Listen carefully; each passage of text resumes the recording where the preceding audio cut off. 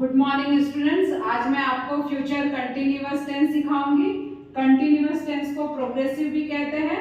इसे हिंदी में future tense continuous tense को अपूर्ण भविष्यकाल कहते हैं। फ्यूचर मतलब भविष्य, अपूर्ण मतलब जो क्रियाएं पूर्ण नहीं होती हैं। इसकी पहचान कैसे होगी? जिस वाक्य के अंत में रहा होगा, रही होंगी, रहे होंगे आता है। जैसे कि एग्जाम्पल के तौर पे मैं बता रही हूँ कि कर रहे होंगे, बुला रहा होगा, देख रहे होंगे। इसके अलावा रहेगा, रहेगी, रहेंगे, बनेगा, बनेगी, बनेंगे आदि होता है। इसका प्रयोग भविष्य में किसी व्यक्ति की दशा या स्थिति को व्यक्त करने के लिए किया जाता है।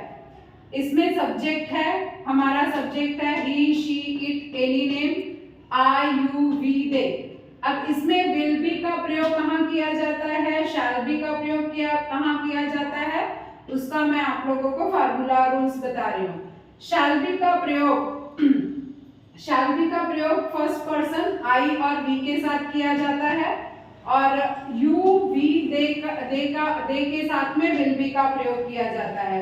विल बी सेकेंड पर्सन और थर्ड पर्सन के साथ हम विल बी का प्रयोग करते हैं।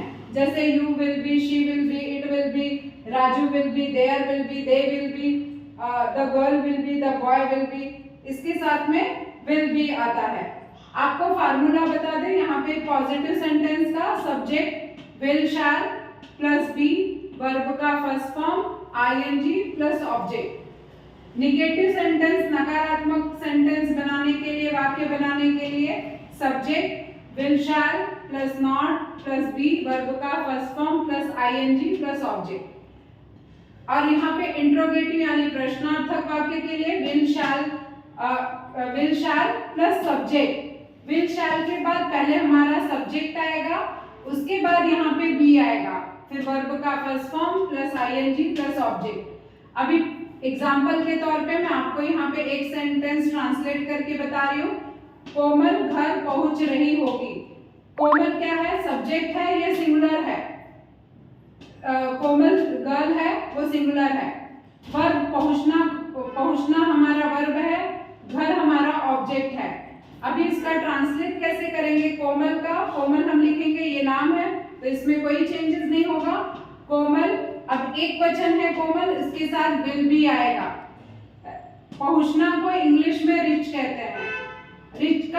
रिच के साथ में आईएनजी रहेगा, रिचिंग एट होम। घर के लिए होम का यूज करेंगे।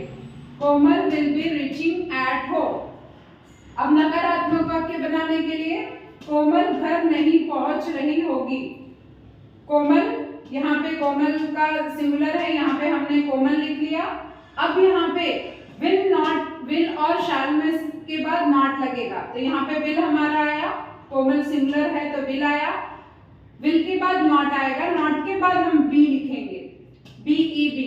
Komal will not be reaching at home. अभी इंट्रोगेटिव प्रश्नार्थक वाक्य के लिए, क्या कोमल घर पहुंच रही होगी?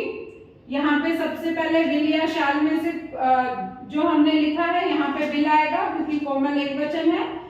विल कोमल के बाद बी आएगा। जब हमारा सब्जेक्ट, यहाँ पे मैंने आपको ऊपर दिखाया है इंट्रोगेटिव सेंटेंस बनाने के लिए फार्मूला रूल्स क्या है। विल, शैल के बाद सब्जेक्ट आएगा। सब्जेक्ट हमारा क्या है? यहाँ पे कोमल है। सब्जेक्ट के बाद बी आता है, यहाँ पे हमने बी लिखा। वर्ब का फर्स्ट फॉर्म रिच है हमारा, रिच। उसके साथ में आईएनजी लगाना है, यहाँ पे रिचिंग है। एट ऑब्जेक्ट है हमारा घर, यहाँ पे reaching at home. Thank you. आपको ये वीडियो पसंद आएगा।